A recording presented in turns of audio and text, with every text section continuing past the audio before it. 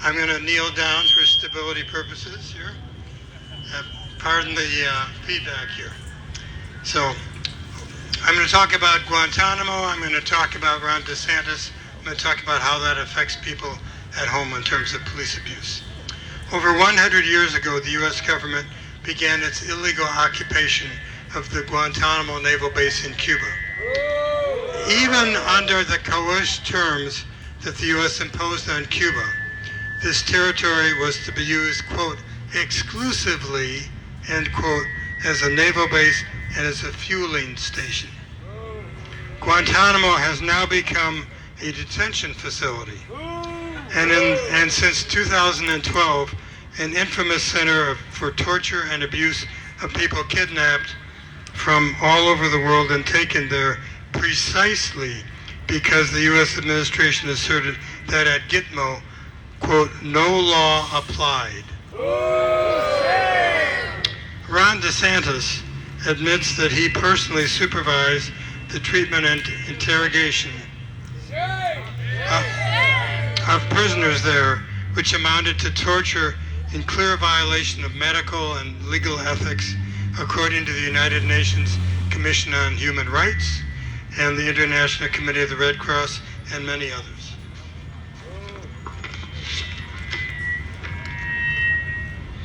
Despite this, Ron DeSantis has never apologized in the slightest for his actions and has become a leading supporter for keeping this detention camp open indefinitely.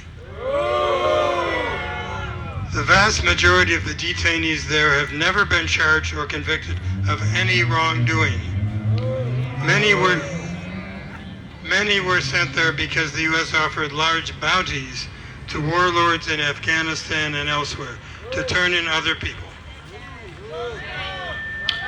Former detainees who were tortured there have reported that DeSantis personally supervised their torture, even that he was smiling while they were being force-fed. DeSantis was also part of an apparent cover-up in the death of 3 prisoners due to so-called enhanced interrogation.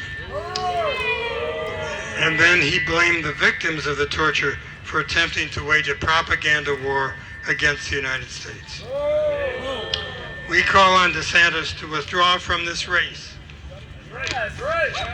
Down with DeSantis! Down with DeSantis! We demand that all of the candidates denounce such torture and call for immediately closing the Guantanamo prison camp and returning Guantanamo to Cuba. Finally, it is important to recognize that crimes and torture committed abroad lead to crimes at home. For example, in Chicago, an entire police unit under the infamous commander John Burge routinely applied torture techniques they learned and practiced in Vietnam in order to force false confessions from over 100 black men from the 1970s to the 1990s. This resulted in multiple wrongful convictions and long prison terms that were only overturned years later, as documented in the Chicago Police Torture Archive.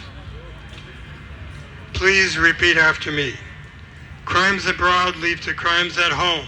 Crimes abroad lead to crimes at home. And here's a couple of chants. Hey, hey, ho, ho. Ron DeSantis has to go. Hey, hey, ho, ho. Ron DeSantis has to go. And hey, hey, ho, ho. U.S. get out of Guantanamo. Hey, hey, ho, ho. U.S. get out of Guantanamo. Thank you very much.